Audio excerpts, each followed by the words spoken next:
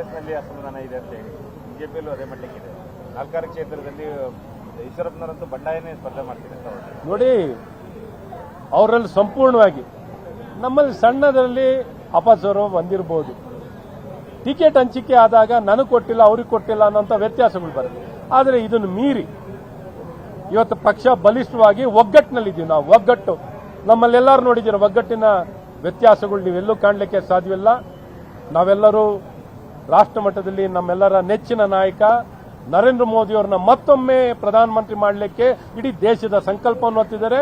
ಅದರ ಪೂರಕವಾಗಿ ಇವತ್ತು ಪ್ರತಿಯೊಬ್ಬ ಭಾರತೀಯ ಜನತಾ ಪಾರ್ಟಿಯ NDA ಕಾರ್ಯಕರ್ತರು ಅದರ ಪೂರಕವಾಗಿ ಸನ್ಮಾನ್ಯ ಮಾಜಿ ಪ್ರಧಾನಮಂತ್ರಿಗಳಾದಂಥ HD ದೇವೇಗೌಡರಾಗಲಿ, ಕುಮಾರಣ್ಣನವರಾಗಲಿ, ನಮ್ಮ ಹಿರಿಯ ರೈತ ನಾಯಕರಾದಂಥ ಯಡಿಯೂರಪ್ಪನವರಾಗಲಿ, ಎಲ್ಲ ನಾಯಕರು ಸಮಸ್ತರು ಒಂದೇ ಉದ್ದೇಶ, 400ಗಿಂತ ಹೆಚ್ಚು ಸೀಟು NDA ಪಡಿಬೇಕು ಅನ್ನೋಂಥ ಸಂಕಲ್ಪದೊಂದಿಗೆ ಬಹಳ ಪ್ರಾಮಾಣಿಕವಾಗಿ ಕೆಲಸ ಮಾಡ್ತಿದ್ವಿ.